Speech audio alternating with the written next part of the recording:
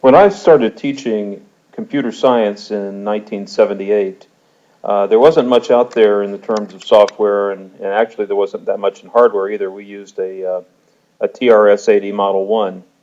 And then later on we had Apple II computers that we used, and we got along pretty well with those. Now, one of the softwares that came out around that time was a software called VisiCalc, and um, it was a software that used spreadsheets of rows and columns of numbers and formulas. And at the time, I didn't think much of it, but um, later on, I found out that there's a whole world of things that you could do with spreadsheets. And one of the things that I did, since I was teaching mathematics and physics at the time, was I wanted to look at some of the interesting problems in mathematics. And one of those problems was called the Fibonacci series. That's Fibonacci, the Fibonacci series, or sequence, I guess, is the correct term of it. And the Fibonacci series or sequence starts off with two numbers. And actually, you can pick any two numbers, but I'm going to start off with 0 and 1. And the rule for getting the next number is to add the previous two numbers. Well, with spreadsheets, that becomes real easy to do. You simply say, you go to the cell that you want to figure out the term, and you say equals, and you go up to the number two places before the current cell, and then say plus, and then go to the place which is one previous cell away. And then when you hit enter, you get the result of 0 plus 1 is equal to 1. Okay? And if you go up to that cell up here in the bar, you can see that it says A1, which is this cell, A1 plus A2. Okay?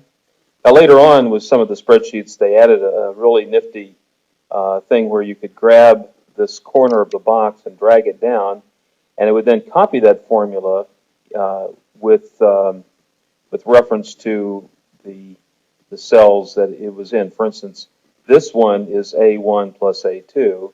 If I drag it down to here, to this cell, A4, it will give me A2 plus A3. Let's just take a look at just that one.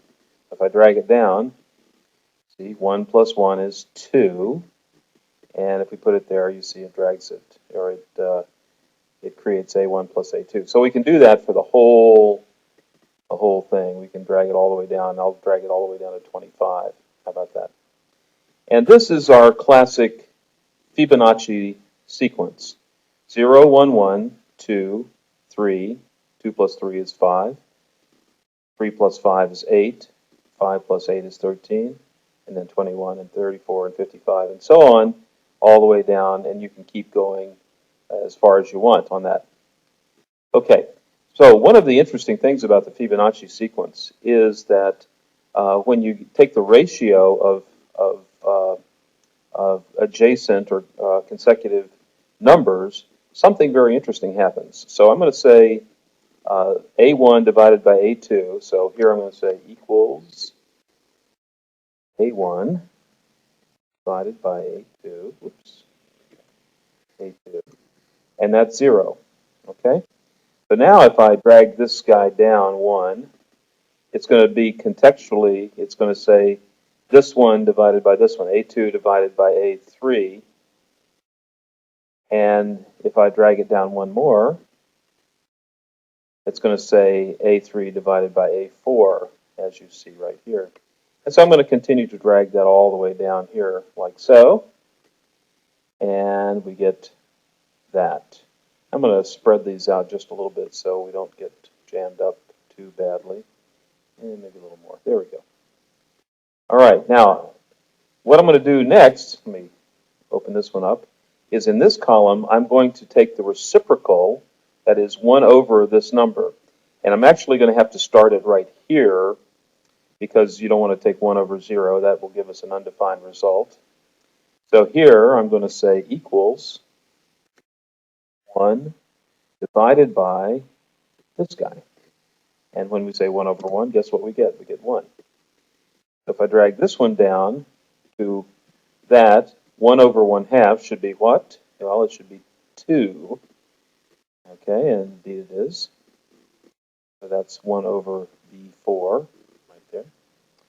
And likewise, we'll do one more, one at a time.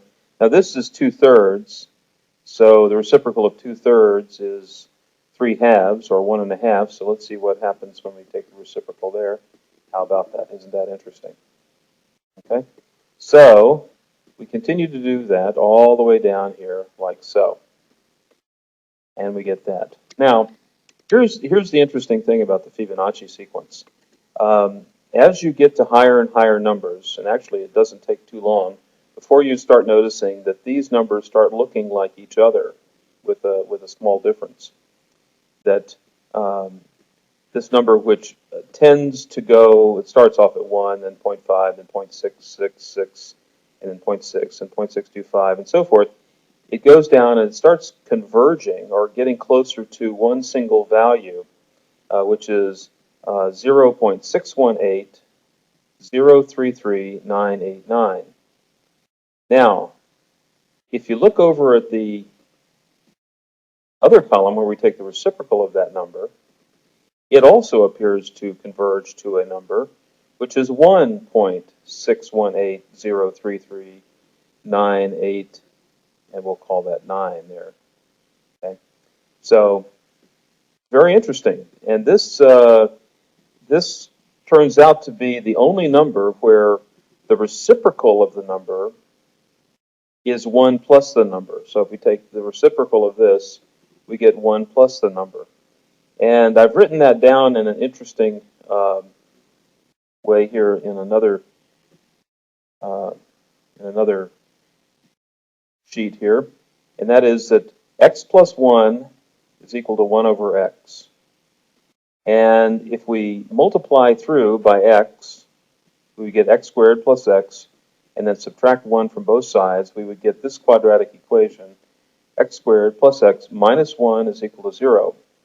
And if we solve that with the quadratic formula that we talked about in another video, we would get this, x equals -1 plus and minus the square root of 5 all over 2. I'll leave that as an exercise for you to take the coefficients of this guy and put it into the quadratic formula. Now, when you figure that out, you get these two numbers. X, if we do the plus side, we get x equals 0.61803398887, blah, blah, blah, blah, blah. Okay? And if we do the minus side, where -1 minus the square root of 5 over 2, we get this one. And it's -1.618, so forth. So it turns out to be the same numbers decimally as the previous number. So the only thing that differs is the characteristic of the number. The mantissa is the same. That's very interesting. And so what is this number? Well, this number turns out to be a number that was known by the ancient people of Greece as the golden ratio. And so the golden ratio turns out to have a connection to the Fibonacci sequence. And in fact, there's a whole series of interesting things that the Fibonacci sequence gives us. So that's all for now. I just thought I'd share that with you. That was one of our favorite topics and discussions when I was at Flint Hill Prep School. So see y'all later.